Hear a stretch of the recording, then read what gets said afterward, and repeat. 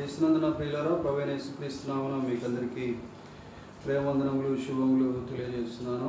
దేవుని యొక్క ఉచిత మహాకృప చేత దేవుడు మనల్ని ఈ వారం అంతా కూడా కాచి కాపాడి బలపరిచి భద్రపరిచి మరొక ప్రభు దినంలో ఆయన నామాన్ని స్తుతించడానికి, కీర్తించడానికి, గణపరచడానికి, మన యొక్క జీవ ఫలాలు అర్పించడానికి దేవుడు ఇచ్చినటువంటి అవకాశం కొరకే దేవుని నామాన్ని ఎంతగానో గణపరచి భక్తులమై ఉంటున్నాం. ప్రియులారా, మనము ఇంతకుముందు చదువుకుంటున్నటువంటి వాక్య భాగాల్లోనే భాగంగానే హృదయమును కఠినపరచుకుని వద్దనే అంశంలోనే మరి యోహాను సువార్త 13వ అధ్యాయము 2వ వచనము చదువుకున్నాం. యోహాను సువార్త 13వ అధ్యాయము 2వ వచనం. వారు భోజనం చేయుచుండగా ఆయనను అప్పగింపవలెనని సీమోను కుమారుడగు ఇస్కరియోతు యూదా హృదయంలో అపవాది ఇంతకు ముందు ఆలోచన పుట్టించి ఉండేను కనుక తండ్రి తన చేతికి సమస్తమును అప్పగించెననియు, తాను దేవుని యొద్ద నుండి బయలుదేరి వచ్చెననియు, దేవుని యొద్దకు వెళ్ళవలసి ఉన్నదనియు యేసు ఎరిగి భోజన పంక్తిలో నుండి లేచి తన పైవస్త్రము అవతల పెట్టి వేసి ఒక తువ్వాలు తీసుకొని నడుమునకు కట్టుకొని అంతటా కళ్ళెములో నీళ్లు పోసి శిష్యుల పాదములు కడుగుటకును తాను కట్టుకొని ఉన్న తువ్వాలుతో తుడుచుటకును మొదలు పెట్టాను. చాలు కాబట్టి క్రీస్తునందున ప్రియులారా, మరి ఇక్కడ మనం చదువుకున్నటువంటి వాక్య భాగంలో హృదయాన్ని కఠినపరుచుకున్నటువంటి ఇస్కరియోతు యూదా డబ్బు కొరకు హృదయాన్ని కఠినపరుచుకున్నాడు. యేసు ప్రభువును అమ్మాలని, అమ్మి డబ్బు సంపాదించాలని కోరిక కలిగి ఉన్నాడు. మరి 13వ అధ్యాయము 2వ వచనంలో మనం చూసినట్లయితే వారు భోజనం చేయుచుండగా ఆయనను అప్పగింపవలనని సీమోను కుమారుడకు ఇస్కరియోతు యూదా ఎవరంటే సీమోను కుమారుడు ఇస్కరియోతు యూదా మరి ఆయనను అప్పగించాలని, ఆయన అంటే ఎవరు? యేసుక్రీస్తు ప్రభు వారిని అప్పగించాలని తన హృదయంలో నిశ్చయం చేసుకున్నాడు. మరి ఈ ఆలోచన పుట్టించింది ఎవరంటే యూదా హృదయంలో అపవాది ఇంతకుముందే ఆలోచన పుట్టించి ఉన్నాడు. ఆలోచన పుట్టింది కాబట్టి ఆలోచన స్థిరమైంది, ఆలోచన నిలుపుకున్నాడు, ఆలోచన ప్రకారంగా చేయాలని నిర్ణయము చేసుకున్నాడు ఇస్కరియోతు యూదా.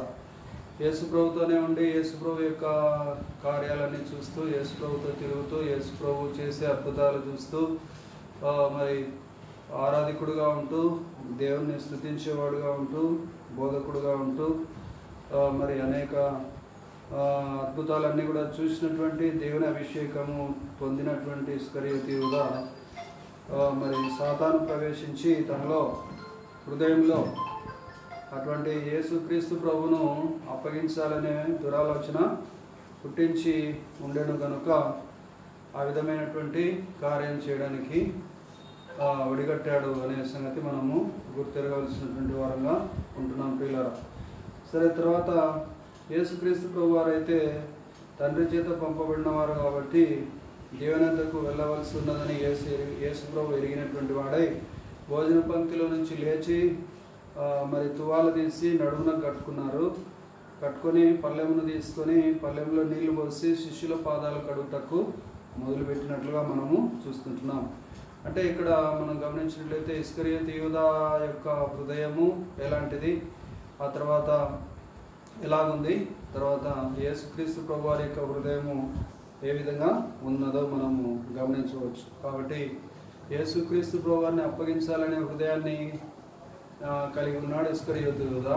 శిష్యుల యొక్క పాదాలను కడగాలని హృదయాన్ని కలిగి ఉన్నాడు యేసుక్రీస్తు ప్రభువారు.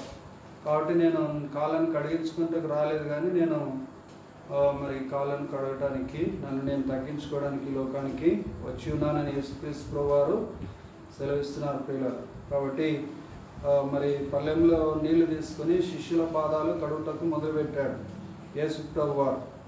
వాళ్ళని కూర్చోబెట్టి మరి వాళ్ళ యొక్క పాదాలు పట్టుకొని పళ్ళెంలో పెట్టి పళ్ళెంలో నీళ్లు పోసి ఆ నీళ్లతో వారి యొక్క పాదాలు కడుగుతున్నట్లుగా మనము చూస్తుంటున్నాం.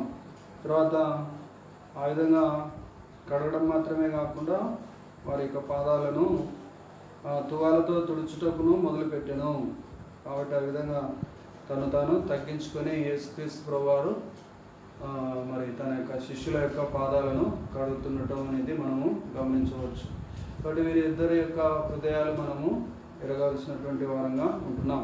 కఠిన హృదయుడైనటువంటి ఇస్కరియోతు యూదాను చూస్తున్నాము. ప్రేమ కలిగినటువంటి తను తాను తగ్గించుకునే హృదయం కలిగినటువంటి యేసుక్రీస్తు ప్రభువారిని మనము చూస్తున్నాం పిల్లలు. తర్వాత మరి మనము గమనించినట్లయితే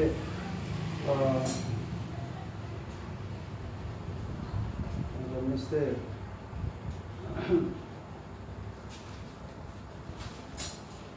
లూకా సువార్త 24వ అధ్యాయము 25వ వచనం చూద్దాం. లూకా సువార్త 24వ అధ్యాయము 25వ వచనం. 24వ అధ్యాయం లూకా సువార్త 24వ అధ్యాయము 25వ వచనం. అందుకు ఆయన, అవివేకులారా, ప్రవక్తలు చెప్పిన మాటలన్నిటినీ నమ్మని మందమతులారా, క్రీస్తు ఇలాగూ శ్రమపడి తన మహిమలో ప్రవేశించుట అగత్యం కాదా అని వారితో చెప్పి. కాబట్టి ఈ విధంగా అవివేకులారా అని యేసుక్రీస్తు వారు సంబోధించడం అనేది మనము గమనిస్తుంటున్నాం. అంటే వివేకం లేనటువంటి హృదయం కలిగినటువంటి వారు అవివేకులు. కాబట్టి అవివేకులారా అని మాట్లాడుతున్నట్లుగా గమనిస్తున్నాం. మరి అవివేకులారా, ప్రవక్తలు చెప్పిన అన్నిటినీ కూడా నమ్మని మందమతులారా. కాబట్టి ఈ ప్రవక్తలు చెప్పిన మాటలు మనం నమ్మేవారంగా ఉండాలి, అవివేకులంగా ఉండకూడదనే సంగతి మనము గ్రహించాలి ప్రియులారా. కాబట్టి ప్రవక్తలు చెప్పిన మాటలన్నిటినీ నమ్మని మందమతులారా అంటున్నాడు యేసు ప్రభువారు. ప్రవక్తలు చెప్పిన విషయాలను అన్నిటినీ కూడా నమ్మనివారు, దేవుని దగ్గర నుంచి వచ్చినటువంటి ప్రవచనాలను నమ్మలేనటువంటి స్థితిలో వారు ఉన్నారు. దేవుని చిత్తాన్ని చేయలేనటువంటి స్థితిలో వారు ఉన్నారు. దేవుని ఉద్దేశాలు వారి పట్ల కలిగి ఉన్నటువంటి ప్రణాళికలు వారు గ్రహించలేనటువంటి స్థితిలో వారు ఉన్నారు.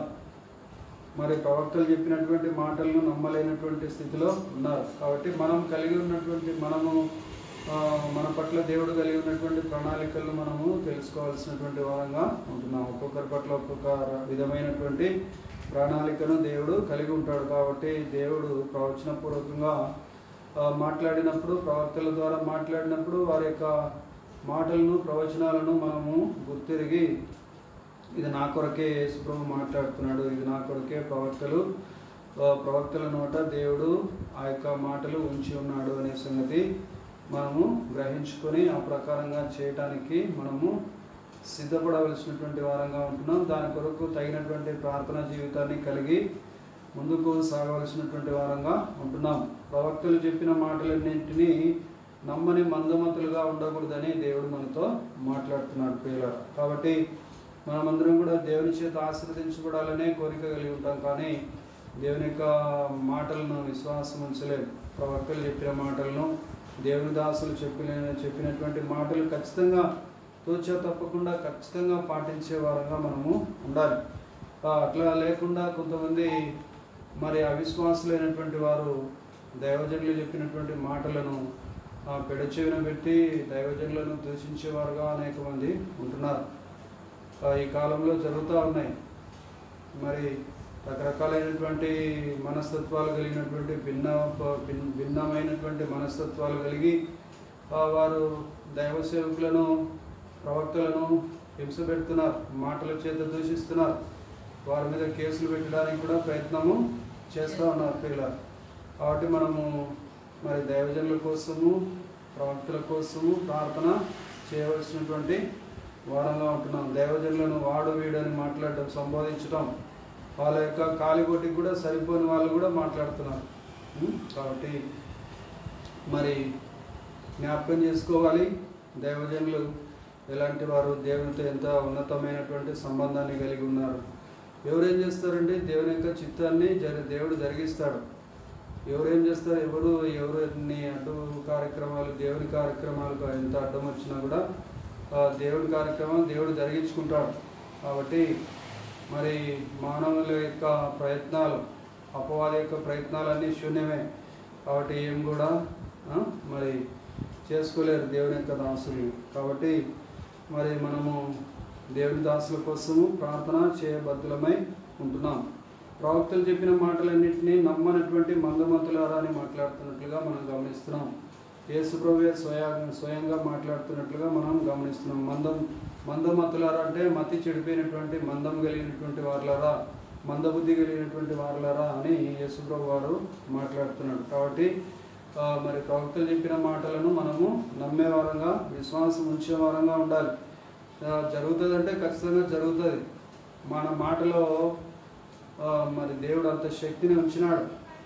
మాటలో ఉన్నటువంటి శక్తిని నమ్మాలి, దేవుని యొక్క శక్తిని నమ్మాలి. దేవుని శక్తిని దేవునిని నమ్మలేనటువంటి స్థితిలో ఉండి, అద్భుతాలను నమ్మలేనటువంటి స్థితిలో ఉండి దేవుని దాసులపై అవాకులు చెవాకులు వెళ్తూ ఉన్నారు. యూట్యూబ్లను ఉపయోగించుకొని మరి ఆ విధంగా రకరకాలైనటువంటి సోషల్ మీడియా మాధ్యమాలను ఉపయోగించుకొని దైవజనుల పైన బురద జల్లే ప్రయత్నాలు చేస్తున్నారు, పోలీస్ కంప్లైంట్లు ఇస్తున్నారు. కాబట్టి రకరకాలైనటువంటి ప్రయత్నాలు చేస్తున్నారు.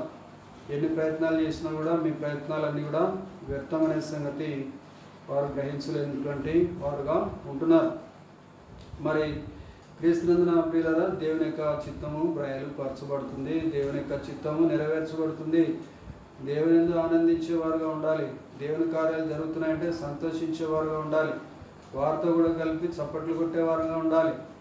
వాళ్ళకు వ్యతిరేకంగా మనం నిలబడే వారంగా ఉన్నట్లయితే మనము దేవుని యొక్క శాపాన్ని అనుభవించే వారంగా ఉంటాం. కాబట్టి దేవుని పిల్లల జోలికి, దేవుని యొక్క దాసుల జోలికి ఎవరు కూడా పోకుండా మనల్ని మనము జాగ్రత్తగా చూసుకోవాలి. మన నోటి మాటలు ఏం మాట్లాడుతున్నాం అనేది మనము గ్రహించుకోవాలి. కాబట్టి మన నోటి మాటలు, బయటకు వచ్చినటువంటి నోటి మాటల ద్వారా అపవిత్రత అనేది మనకు వస్తుంది. కాబట్టి మనము జాగ్రత్త పడాల్సినటువంటి వారంగా ఉంటున్నాం పిల్లరా. సరే, దైవజనుల జోలికి ఎప్పటికీ పోవద్దండి, ఎవరు కూడా పోవద్దు. సరే, తర్వాత మరి లూకాసు వార్త 16వ అధ్యాయము 15వ వచనం చూద్దాం. లూకాసు వార్త 16వ అధ్యాయము 15వ వచనం. లూకాసు వార్త 16వ అధ్యాయము. ఆయన మీరు మనుషుల ఎదుట నీతిమంతులమని అనిపించుకున్నవారు కానీ దేవుడు మీ హృదయములను ఎరుగును. మనుషులలో ఘనముగా ఎంచబడినది దేవుని దృష్టికి అసహ్యం. కాబట్టి దేవుని దృష్టికి అసహ్యం. ఏది దేవుని దృష్టికి అసహ్యం అంటే మనుషులలో ఘనంగా ఎంచబడినది దేవుని దృష్టికి అసహ్యం. కాబట్టి మీరు మనుషుల ఎదుట నీతిమంతులు అని అనిపించుకునేవారుగా ఉంటున్నారు.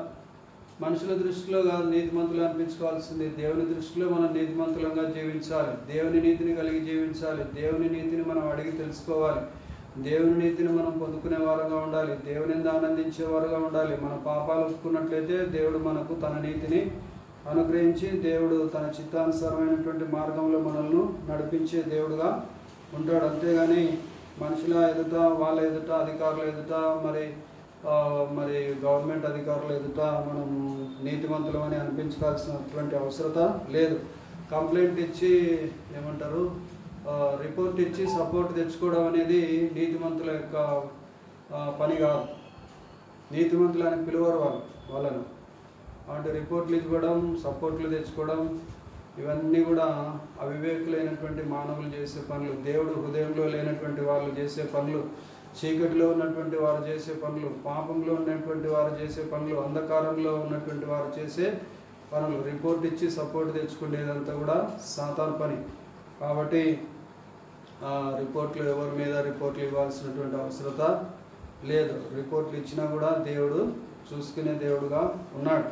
కాబట్టి దేవుని చిత్తం జరుగుతుంది. నీ చిత్తం, నా చిత్తము జరగదు. ఎవరి చిత్తం జరగదు, మనుషుల చిత్తం జరగదు. మనుషుల చిత్తం జరిగించుకోవడానికి దేవుడు మనుషులను పుట్టించలేదు. కాబట్టి క్రీస్తునందున ప్రియులరా, ఈ విషయాన్ని గ్రహించవలసినటువంటి వారంగా ఉంటున్నాం. దేవుడు ఎవరో మనం కనుక్కోవాల్సినటువంటి వారంగా ఉంటున్నాం.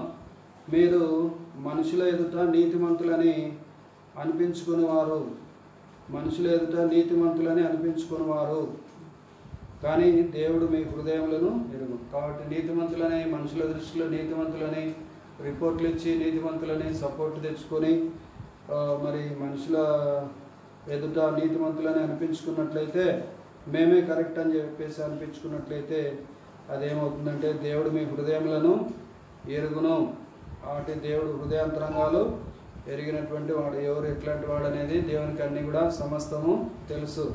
ప్రతి ఒక్క హృదయాన్ని తెలుసు. ప్రతి ఒక్క మానవుని ఎరిగినటువంటి వాడు దేవుడు.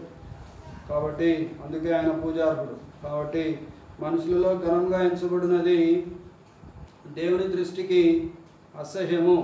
మనుషులలో ఘనంగా ఎంచబడేవారు దేవుని దృష్టిలో అసహ్యులు.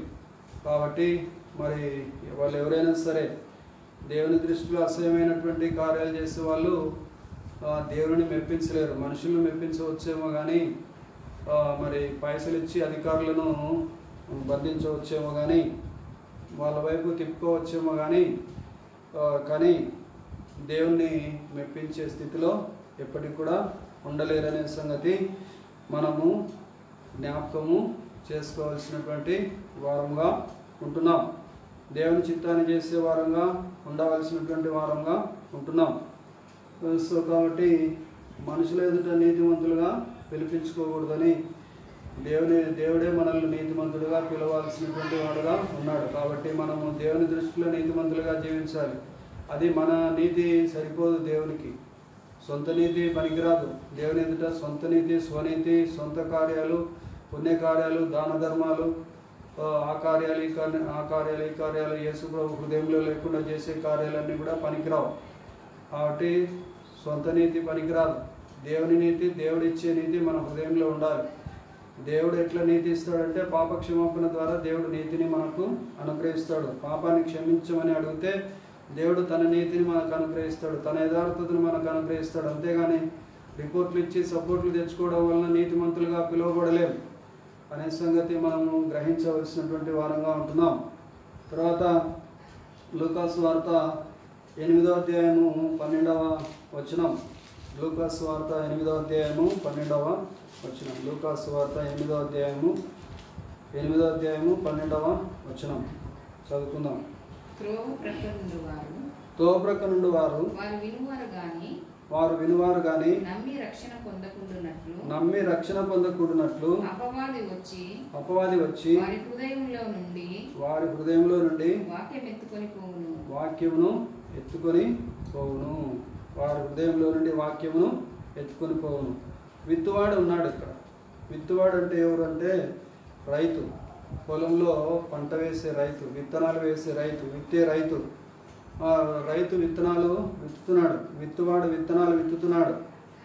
వాక్య బోధకుడు వాక్యాన్ని బోధిస్తున్నాడు.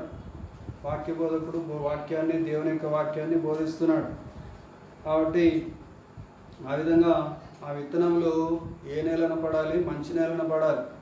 మంచి నేలన పడితే ఆ విత్తనాలు 30దంతలుగా, 60దంతలుగా, 100దంతలుగా ఫలిస్తాయి. ప్రేమ వల్ల మరి ఈ యొక్క విత్తనాలు ఎక్కడ ఉన్నాయంటే ఎక్కడ ఉన్నాయి? త్రోవ పక్కన పడి ఉన్నాయి. ఎక్కడ పడి ఉన్నాయి? ఇవి త్రోవ ప్రక్కన పడినాయి. త్రోవ ప్రక్కన అంటే రోడ్డు ప్రక్కన ఉన్నాయి. పొలంలో పడలేదు. ఇవి చల్లుతూ ఉంటే చల్లబడినటువంటి వేగానికి అవి ఏమైనాయంటే పొలంలో పడకుండా ఎక్కడ పడినాయి? త్రోవ ప్రక్కన పడినాయి. త్రోవ పక్కన పడేసరికి అవి కనిపిస్తూ ఉన్నాయి. క్లియర్గా స్పష్టంగా కనిపిస్తూ ఉన్నాయి. కనిపిస్తూ ఉన్నందుకు ఆకాశ పక్షులు వచ్చేసి విత్తనాలు కనిపిస్తున్నాయి కాబట్టి ఆకలి అయినటువంటి ఆకాశ పక్షులు ఏమైతాయి? ఎత్తుకొని వెళ్ళిపోతాయి. కాబట్టి ఈ విధంగా మరి 8వ అధ్యాయము 12వ వచనంలో చూసినట్లయితే త్రోవ ప్రక్కన ఉండువారు వారు వినువారు కానీ నమ్మి రక్షణ పొందకుండానట్లు అపవాది వచ్చి వారి హృదయంలో నుండి వాక్యమును ఎత్తుకొని పోవును. వాళ్ళ హృదయంలో నుండి దేవుని యొక్క మాటలు ఎత్తుకొని పోతాయి. దేవుని వాక్యము ఎక్కడ ఉందంటే హృదయంలో విత్తబడతా ఉంది. మానవుల యొక్క హృదయంలో విత్తబడతా ఉంది. అనేక సోషల్ మీడియా ద్వారా దేవుని యొక్క మాటలు ప్రకటించబడతా ఉన్నాయి. చర్చిలలో ప్రకటించబడుతూ ఉన్నాయి. దేవుని మాటలు, పరిశుద్ధమైనటువంటి మాటలు, దేవుని స్వరం వినిపించబడతా ఉంది. మరి ఆ వాక్యాన్ని, పరిశుద్ధమైనటువంటి వాక్యాన్ని, జీవం కలిగినటువంటి వాక్యాన్ని మరి విత్తనంతో పోల్చబడతా ఉంది వాక్యం. కాబట్టి ఆ వాక్యము ఎక్కడ విత్తబడుతుంది? మానవుని యొక్క హృదయంలో విత్తబడతా ఉంది. మానవుని యొక్క హృదయంలో దేవుని యొక్క వాక్యము విత్తబడతా ఉంది. మరి దేవుని యొక్క వాక్యం మానవుని హృదయంలో విత్తబడతా ఉంటే మరి వాళ్ళు ఏం చేస్తున్నారంటే దేవుని యొక్క వాక్యము వినేవాళ్ళే.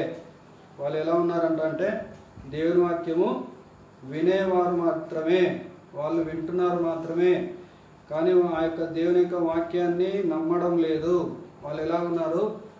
దేవుని వాక్యాన్ని నమ్మటం లేదు, నమ్మి విశ్వాసము ఉంచడం లేదు. దేవుడు ఏదైనా చేయగలడు, దేవుడు ఏదైనా జరిగించగలడు, నా పక్షాన చేయగలడు, నా పాపాన్ని తీసివేయగలడు, నన్ను పరలోక రాజ్యానికి చేర్చుకోగలడు, వారసుడుగా మార్చుకోగలడు అని నమ్మి విశ్వాసం ఉంచే పరిస్థితులలో వాళ్ళు లేరు. మరి నమ్మే స్థితిలో లేనప్పుడు, నమ్మకము లేనప్పుడు నమ్మకాన్ని విశ్వాసం అని కూడా అనొచ్చు. కాబట్టి విశ్వాసము లేకపోవటం వల్ల వచ్చేది ఏంటంటే అపనమ్మిక వస్తుంది. ఎవరి మీద అపనమ్మిక వస్తుంది అంటే జీవం కలిగినటువంటి దేవుని మీద అపనమ్మిక వస్తుంది. దేవుని యొక్క వాక్యం చెప్పేది ఎవరి గురించి చెప్తుంది? జీవం కలిగినటువంటి దేవుని నమ్మండి అని చెప్తుంది. కాబట్టి అపనమ్మికను పుట్టిస్తాడు వాడు అపవాది. కాబట్టి అపనమ్మిక అనేది సాతాను యొక్క ఆయుధం. కాబట్టి ఎవరి మీద అపనమ్మిక వస్తుంది అంటే దేవుని మీద అపనమ్మిక వస్తుంది, అవిశ్వాసం వస్తుంది. ఆ విధంగా అవిశ్వాసం రావడం వల్ల వాళ్ళు వాక్యాన్ని వినలేకపోతున్నారు, నమ్మలేకపోతున్నారు. అవిశ్వాసులైనటువంటి వాళ్ళు దేవుని యొక్క వాక్యాన్ని నమ్మలేనటువంటి స్థితిలో ఉన్నారు. మరి వాళ్ళ యొక్క హృదయంలో వాక్యము ఉంది, ఉన్నటువంటి వాక్యాన్ని ఏం చేస్తుంది? ఆ యొక్క అపవాది ఏం చేస్తూ ఉంది? ఎత్తుకొని పోతా ఉంది. హృదయంలో ఉన్నటువంటి వాక్యాన్ని ఏం చేస్తుంది? ఎత్తుకొని పోతా ఉంది. ఎందుకంటే ఆ వాక్యము త్రోవ పక్కన పడింది, నమ్మే స్థితిలో లేరు. త్రోవ పక్కన పడిన విత్తనాలు క్లియర్గా స్పష్టంగా కనిపించే విత్తనాలను ఆ ఆకాశ పక్షులు వచ్చేసి ఏం చేస్తున్నాయి? తినడానికి ఎత్తుకొని పోతున్నాయి. తినడానికి ఎత్తుకొని పోబడినటువంటి ప్రాంతంలో ఆ యొక్క మరి విత్తనాలు మొలకెత్తుతాయనే మాట వట్టిదే కదా. విత్తనాలు లేని చోట మొలకెత్తడం అనే మాట అనేది వ్యర్థమైనటువంటి మాట ప్రియులారా. కాబట్టి మరి మనము గమనించినట్లయితే ఆ యొక్క త్రోవ ప్రక్కన పడినటువంటి విత్తనాలను ఆకాశ పక్షులు ఎత్తుకొని పోయినాయి. కాబట్టి అక్కడ మొలకెత్తే అవకాశము లేదు, ఫలించే అవకాశం లేదు, పెరిగే అవకాశము లేదు, ఫలాలు కాసే అవకాశము ఏమాత్రం కూడా లేదు. సో కాబట్టి మరి వాళ్ళు వినువారు మాత్రమే ఉన్నారు, వారు ప్రభువును నమ్మడం లేదు, దేవుని యొక్క మాటలు నమ్మడం లేదు. కాబట్టి దేవుని నమ్ముకోండి అని చెప్పినటువంటి స్వార్థ వాక్యము హృదయంలో విత్తబడినప్పుడు సాతాను ఏం చేస్తున్నాడంటే విత్తబడిన వాక్యాన్ని ఏం చేస్తున్నాడు? ఎత్తుకొని పోతా ఉన్నాడు. ఆ విధంగా ఎత్తుకొని పోవడము జరుగుతూ ఉంది. కాబట్టి మొలకెత్తడం అనే మాటనే లేదు అక్కడ. సో కాబట్టి వారి హృదయంలో నుంచి వాక్యము ఎత్తుకొని పోవడం, అటువంటి వాళ్ళగా మనము ఉండకూడదు. హృదయం కఠినపరుచుకునే వాళ్ళు హృదయాల్లో దేవుని యొక్క వాక్యం వినడం మాత్రమేమో చర్చికి ఏదో ఎవరి బలవంతానో వాళ్ళు వస్తారు, కానీ మరి అన్నిలాగా ప్రవర్తిస్తారు. కొంతమంది నామకార్థ క్రైస్తవులు కూడా వస్తారు, వినడం మాత్రం వింటారు. అబ్బా పాస్టర్ చాలా చక్కగా చెప్పాడు, ఈరోజు చాలా మంచి మాటలు చెప్పాడు అంటే ఏం వాక్యం చెప్పినాడంటే ఏం కూడా ఉండదు, ఏం జవాబు ఉండదు. ఏం చెప్పినాడంటే ఏమి కూడా చెప్పే స్థితిలో వాళ్ళు ఉండరు. ఎందుకంటే వాళ్ళు వాక్యము వింటూ ఉన్నారు, కానీ వాళ్ళ యొక్క హృదయంలో నుంచి వాక్యాన్ని అపవాది ఏం చేసినాడు? ఎత్తుకొని పోయినాడు. కాబట్టి అక్కడ వాక్యం అనేది లేదు. హృదయంలో వాక్యం లేనప్పుడు వాళ్ళు దేవుడు ఏం మాట్లాడినాడు, దేవుని సేవకుడు ఏం వాక్యం మాట్లాడినాడు, ఏ విత్తనాలు విత్తినాడు అని అడిగితే చెప్పే స్థితిలో, ఏ టాపిక్ మీద మాట్లాడినాడు, ఏ విషయం మాట్లాడినాడు అని అడిగితే దానికి సమాధానం అనేది ఉండదు వాళ్ళ దగ్గర. సో కాబట్టి మనం అలాంటి వారంగా మనము ఉండకూడదు. ఖచ్చితంగా దేవుని సన్నిధానానికి వస్తే మనం దేవుని సేవకుడు ఏం మాటలు మాట్లాడుతున్నాడో విని ఇతరులకు చెప్పగలిగే స్థితిలోకి మనము రావాలి, చేరుకోవాలి. అటువంటి స్థితిలోకి మనము చేరుకోవాలి ప్రియులారా. మరి తర్వాత వాళ్ళ హృదయంలో దేవుని యొక్క వాక్యము మొలకెత్తదు. ఎందుకంటే అక్కడ విత్తనాలు లేవు. ఎందుకు విత్తనాలు లేవంటే అపవాది ఎత్తుకొని పోయినాడు. ఆకాశ పక్షులు ఆ విత్తనాలను ఎత్తుకొని పోయినాయి. కాబట్టి మొలకెత్తుట అనే మాట లేనే లేదు, ఫలించుట అనే మాట లేనే లేదు, ఇతరులకు ప్రయోజకులుగా ఉంటారు అనే మాట లేనే లేదు. కాబట్టి మరి ఇవన్నీ కూడా శాపకరమైనటువంటి వచనాలుగా తీసుకోకుండా హెచ్చరికలుగా తీసుకుని మరి మనము దేవుని చిత్తానుసారంగా ఆశీర్వాదాలను, దేవుని ఆశీర్వాదాలను మనం పొందుకోవాల్సినటువంటి వారంగా ఉంటున్నాం. సరే, తర్వాత మనం ఎందుకంటే మన నోటిలోంచి ఎప్పుడు కూడా శాపకరమైనటువంటి మాటలు రాకూడదు, కానీ దేవుని యొక్క ఆశీర్వాదాలే మనం ఇతరులకు అందించే వారంగా మనము ఉండాలి ప్రేమ వల్ల. సరే, తర్వాత మరి గమనించినట్లయితే చాలామంది హృదయ కాఠిన్యాన్ని యేసుక్రీస్తు ప్రభువారు ఎరిగినటువంటి వారుగా ఉన్నారు. మార్క్స్ వార్త 10వ అధ్యాయంలో 5వ వచనం గమనిస్తే, మార్క్స్ వార్త 10వ అధ్యాయం 5వ వచనం చూస్తే మరి యేసుక్రీస్తు ప్రభువారు మాట్లాడుతున్నారు. యేసుక్రీస్తు వారు మీ హృదయ కాఠిన్యమును బట్టి ఆజ్ఞను మీకు వ్రాసి ఇచ్చారు గాని సృష్టాది నుండి దేవుడు వారిని పురుషునిగాను స్త్రీనుగాను కలగజేశారు. ఈ హేతువు చేత పురుషుడు తన తల్లిదండ్రులను విడిచిపెట్టి తన భార్యను హత్తుకును, వారిద్దరు ఏక శరీరమై ఇద్దరు గనక వారికి ఇద్దరును నుండక ఏక శరీరముగా నుందురు. కాబట్టి దేవుడు జతపరిచిన వారిని మనుషుడు వేరుపరచకూడదని వారితో చెప్పాను. కాబట్టి మరి ఇక్కడ గమనించినట్లయితే యేసుక్రీస్తు ప్రభువారు మోషేను గురించి మాట్లాడుతున్నారు. మోషే రాసినటువంటి మాటల గురించి తెలియపరుస్తూ ఉన్నారు. మరి పరిత్యాగ పత్రిక, ఎప్పుడు డైవర్స్ పత్రిక ఇస్తారు భార్య భర్తలు, వారి మధ్యన ఉన్నటువంటి బంధం ఎప్పుడు విడిపోతుంది అనే సంగతి మోషే తెలియపరిచాడు.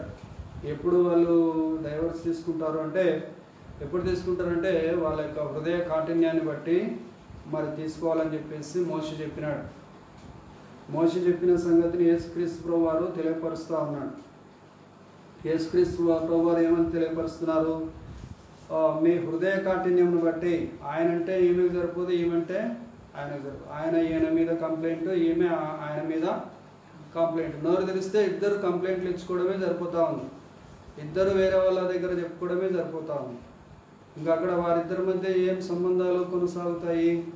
కాబట్టి భార్య భర్తలు అనగా అంటే ఒక ఖచ్చితమైనటువంటి సీక్రెట్ అనేది వాళ్ళిద్దరి మధ్య దేవుడు, ఒక పవిత్రమైనటువంటి బంధాన్ని దేవుడు వారి మధ్యన ఏర్పాటు చేసినాడు. భార్య భర్తల మధ్యన జరిగే విషయాలు, సంభాషణలు కానీ, ఏ విషయాలు కానీ సొంత తల్లిదండ్రులకు కూడా చెప్పకూడదు. సొంత తల్లిదండ్రులకు కూడా చెప్పకూడదు. ఈనాటి కాలంలో తల్లిదండ్రులే జడగొట్టేస్తున్నారు వాళ్ళ పిల్లలను. ఎవరు జడగొడుతున్నారు? వాళ్ళ కుటుంబాలను, వాళ్ళ పిల్లల కుటుంబాలను ఎవరు జడగొడుతున్నారమ్మా? అక్క, ఎవరు జడగొడుతున్నారు? తల్లిదండ్రులే చెడగొట్టేస్తున్నారు. తల్లిదండ్రులు దగ్గర పెట్టుకుంటున్నారు. పెళ్లి చేసి దగ్గర పెట్టుకోకుండా, పెళ్లి చేయకుండా దగ్గర పెట్టుకోవచ్చు కదా. సో కాబట్టి మరి ఆ విధంగా వాళ్ళ యొక్క నిర్ణయాలు సరైనటువంటి నిర్ణయాలు కాదు, దేవుని చిత్తానుసారమైనటువంటి నిర్ణయాలు కాదు. ఒక సేవకుడు అంటాడు, ఫ్యాషన్ ట్రెండ్ మారినట్లుగా ఆ ట్రెండ్ మారింది బ్రదర్, ట్రెండ్ మారింది. ఇప్పుడు అంతా ఫ్యాషన్ ఏమంటారు, ట్రెండ్స్ అన్నీ మారిపోయినాయంట, కల్చర్ మారిందంట. మరి భార్య ఎక్కడుంటే భర్త అక్కడ ఉండాలంట అని బైబిల్ అట్లా చెప్పదు.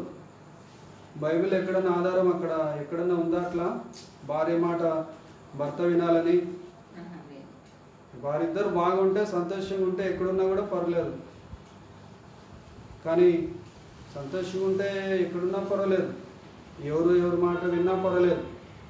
వారిద్దరు సంతోషంగా లేకుండా ఇరుకమ్మ బరుకమ్మ అని నీ ఇష్టం వచ్చినట్టు నువ్వు చేయి, నా ఇష్టం వచ్చినట్టు నేను చేస్తాను, నేను సంపాదించిన డబ్బు నేను ఖర్చు పెట్టుకుంటాను, నువ్వు సంపాదించిన డబ్బు నువ్వు ఖర్చు పెట్టుకో, నువ్వు మీ ఇంట్లో ఉండు, నేను మా ఇంట్లో అనే మనస్తత్వాలు కలిగినటువంటి వాళ్ళ దగ్గర మరి సంబంధాలు కొనసాగే ప్రసక్తులు ఉండవు. అటువంటి వాళ్లకు సపోర్ట్ ఇచ్చే వాళ్ళు అనేక మంది లేకపోలేదు ప్రియమైన వాళ్ళ. ఈనాటి సమాజంలో క్రైస్తవులు కూడా మరి ఎక్కువగా కోర్టులను ఆశ్రయిస్తూ ఉన్నారు. అన్నిటికంటే అందరికంటే ఎక్కువగా విడిపోయిన కుటుంబాలు ఎవరు ఉన్నారు అంటే, హిందువులు ఉన్నారా, లేకుంటే ముస్లింలు ఉన్నారా, లేకుంటే క్రైస్తవులు ఉన్నారా అని పరిశీలన చేస్తే మరి 20 మంది జంటలలో 12 జంటలు క్రైస్తవ జంటలే. రోజుకు 12 మంది జంటలు విడిపోతున్నాయి, విడిపోవడానికి మొగ్గు చూపుతున్నారు. 12 జతల భార్య భర్తలు మిగతా వాళ్ళు హిందువులు ముస్లింలుగా ఉన్నారు. కాబట్టి మరి పరీక్ష చేసుకోవాలి, ఎందుకు అలా జరుగుతూ ఉంది. దేవుని చిత్తం లేదు, హృదయాన్ని కఠినపరుచుకున్నారు. దేవుని యొక్క ఇష్టానికి చోటు లేదు. వారిద్దరి మధ్య యేసు ప్రభు లేడు, వారిద్దరి మధ్య ప్రార్థన లేదు, వారిద్దరు కలిసి ప్రార్థన చేయటము లేదు. అందుకే వాళ్ళిద్దరు ఒక గూటిలో ఒక కప్పు కింద ఉండలేకపోతున్నారు. వారి యొక్క హృదయ కాఠిన్యాన్ని బట్టి మీరు విడాకులు తీసుకోండి అని చెప్పేసి మోషే చెప్పినట్లుగా యేసు ప్రభు వారు మరి జ్ఞాపకము చేస్తున్నాడు ప్రేమ వల్ల. కాబట్టి సృష్టి ఆది నుండి దేవుడు వారిని పురుషునిగాను స్త్రీనిగాను కలగజేశాను. దేవుడు వారిని పురుషునిగాను స్త్రీనిగాను కలగజేశాను. కాబట్టి భార్యాభర్తలు కుటుంబ జీవితాన్ని కొనసాగించుకోవడానికి ఉద్యోగం అడ్డం రాదు. ఉద్యోగం ఏమైనా అడ్డం వస్తుందాక? ఉద్యోగం అడ్డం రాదు. కాబట్టి నేను మా ఇంట్లోనే ఉంటానంటే ఆయన కూడా మా ఇంట్లోనే, నేను మా ఇంట్లోనే ఉంటానంటాడు. ఇంకా అట్లాంటి సందర్భంలో కుటుంబం ఎక్కడ కట్టబడ్డే అవకాశం ఉంటుంది. కాబట్టి దేవుని చిత్తానుసారంగా జీవించాలంటే దేవుని యొక్క ఆజ్ఞలకు లోబడాలి, దేవుని యందు భయభక్తులు కలిగి జీవించాలి, దేవుని కృపను కోరుకోవాలి. ఇద్దరు కలిసి క్షమాపణ అడుక్కొని సరి చేసుకొని దేవుని చిత్తాన్ని చేసేదానికి మొదలుపెట్టాలి. అప్పుడు పిల్లల జీవితాలు, పిల్లల భవిష్యత్తులు బాగా అయిపోతాయి. కాబట్టి ఆ ప్రకారంగా చేసేవారుగా ఉండాలి. అనేక మంది సేవా జీవితంలో బయటకు పోయినప్పుడు భార్యాభర్తలు చేయి కలుపుకొని క్షమాపణ అడిగి సరి చేసుకుంటే ఆ స్త్రీ సహోదరి ఎంత ఏడుస్తూ ఉన్నారు, భయంకరంగా ఏడుస్తున్నారు, నా భర్త క్షమాపణ అడిగాడు అని చెప్పేసి. కాబట్టి ఎన్నో కుటుంబాలు చేతులు కలుపుకొని సంతోషంగా జీవిస్తాం ఇప్పటి నుంచి అని చెప్తా ఉన్నారు. దానికి నేనే సాక్షిని, నా ఎదుటనే చెప్తున్నారు చాలామంది. కాబట్టి మరి దేవుని చిత్తాన్ని చేసేవారుగా మనం ఉండాలి, దేవుని ఆనందించేవారుగా ఉండాలి. భర్తకు దేవుడు అధికారాన్ని అనుగ్రహించినాడు. కుటుంబ పెద్ద ఎవరంటే భర్త. కాబట్టి భర్త చెప్పిన మాట వినాలి. కాబట్టి భార్య భర్తకు విధేయత చూపించాలి, భర్త భార్యను ప్రేమించాలని బైబిల్ చెప్తా ఉంది. మరి దానికి వ్యతిరేకంగా మనము జీవిస్తే కుటుంబాలు కట్టబడే పరిస్థితులు ఉండవు ప్రియుల. కాబట్టి మరి దేవుని చిత్తాన్ని చేసే ప్రియులముగా మనం ఉన్నామా? దేవుని యొక్క ఆజ్ఞల మార్గంలో మనం నడుస్తున్నామా? దేవుని ప్రేమ ఎరిగి ఉండి కూడా మరి దేవుని చిత్తం లేనటువంటి మార్గంలో మనము నడుస్తున్నామా అనే సంగతి మనము ఎరగవలసినటువంటి వారంగా ఉంటున్నాం. సృష్టి ఆది నుండి కూడా దేవుడు వారిని పురుషునిగాను స్త్రీనిగాను కలగజేస్తాడు. ఈ హేతువు చేత పురుషుడు తన తల్లిదండ్రులను విడిచిపెట్టి తన భార్యను హత్తుకొనును. కాబట్టి పురుషుడు తన తల్లిదండ్రులను విడిచిపెట్టి భార్యను హత్తుకొనును. భార్యను హత్తుకొనున్న అని ఉంది, కానీ వాళ్ళ మరి అత్తగారింట్లో వెళ్ళి సంసారం చేయాలని బైబిల్ చెప్పదు. భార్యను హత్తుకొని జీవించాలంతే. భర్త చెప్పినట్లుగా భార్యను హత్తుకొని జీవించాలి. తల్లిదండ్రులను విడిచిపెట్టి భార్యను హత్తుకొని జీవించాలి. అత్తగారింట్లో పోయి ఇల్లరికం ఉండాలని బైబిల్ చెప్పదు.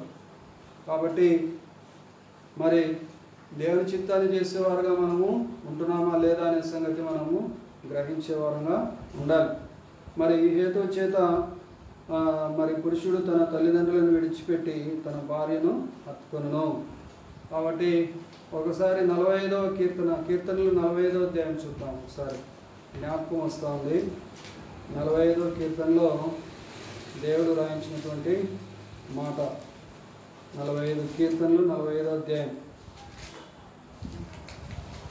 10వ వచనం స్త్రీలను గురించి వ్రాయబడిన మాట ఇది. కుమారి ఆలకించుము, ఆలోచించి చెవియొగ్గుము.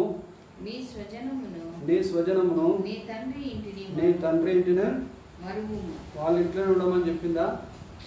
బైబిల్ చెప్తా ఉందా? పెళ్లి చేసుకుని వాళ్ళ ఇంట్లో ఉండమని బైబిల్ చెప్తుందా? ఏమని చెప్తా ఉంది బైబిల్? నీ స్వజనమును, నీ సొంత జనమును, నీ తండ్రి ఇంటిని మర్చిపోవాలంట. ఏం చేయాలంట? మరువుము. ఈ రాజు నీ ప్రభు. ఎవరు రాజు? భర్త. తన భర్త, దేవుని తర్వాత దేవుని స్థానంలో ఉన్నటువంటి భర్త.